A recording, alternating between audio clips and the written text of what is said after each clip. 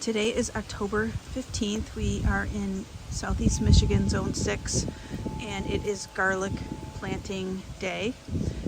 And I just want to show you the first step in the process that I'm taking this year. I haven't done this before, but I buy my garlic from Keene Garlic, and they highly recommend this.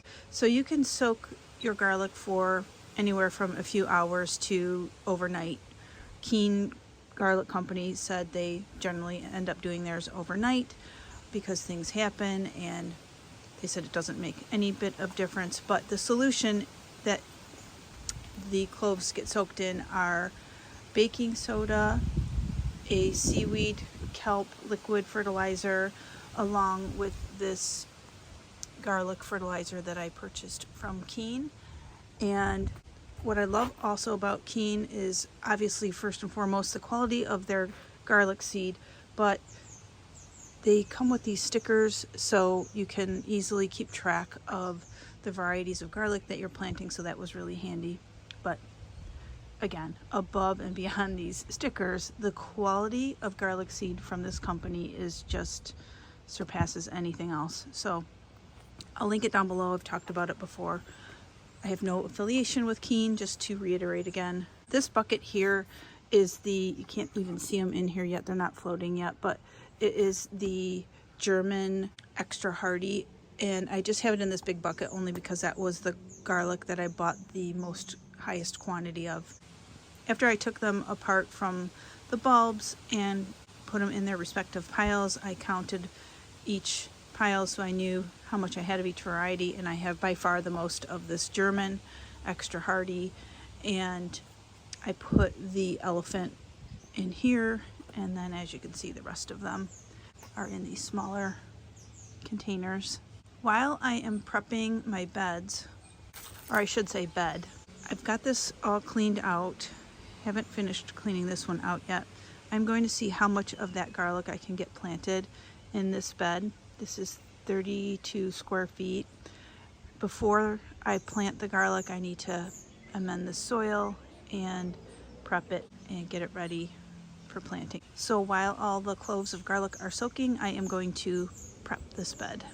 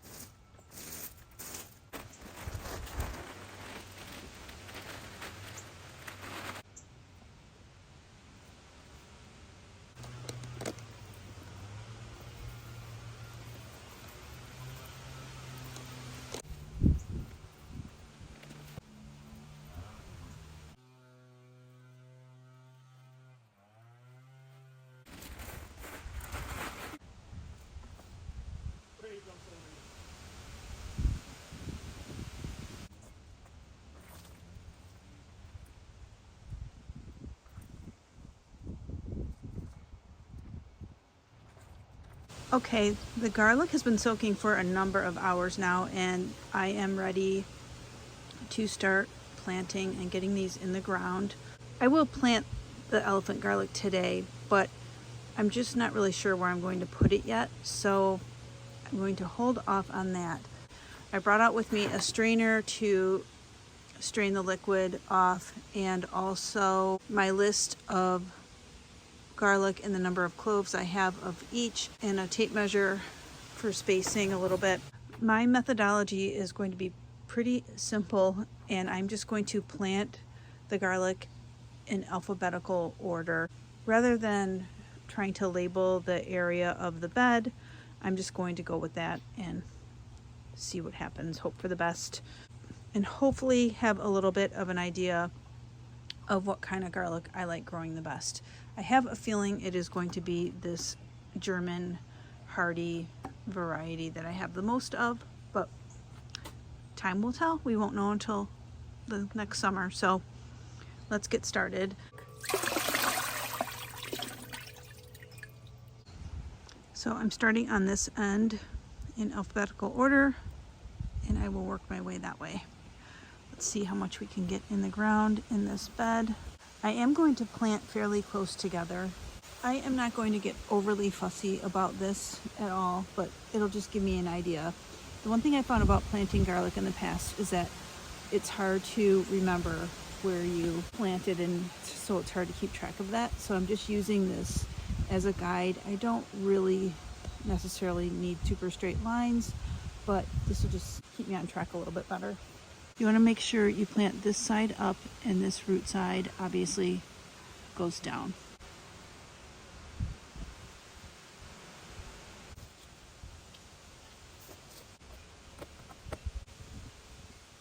All the chestnut is planted. Next up is the Georgian crystal.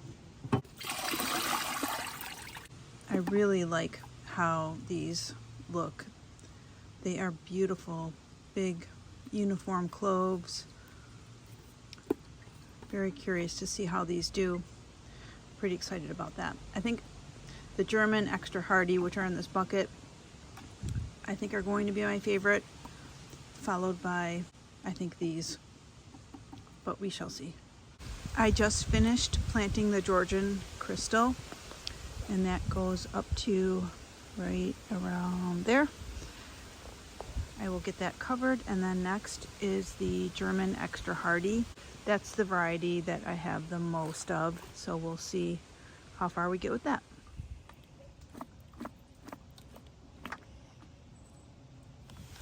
Okay, it has been raining for 2 days straight, and today is October 16th.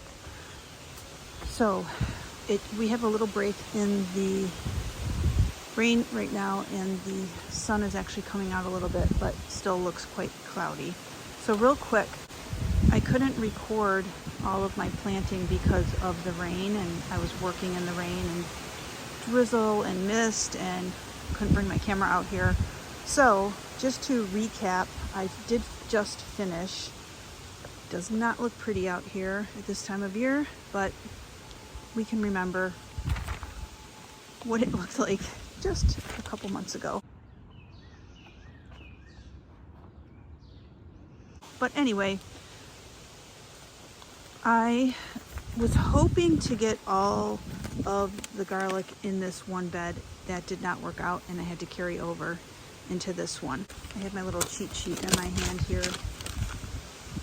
I started, which I think I covered previously, I started in alphabetical order over here.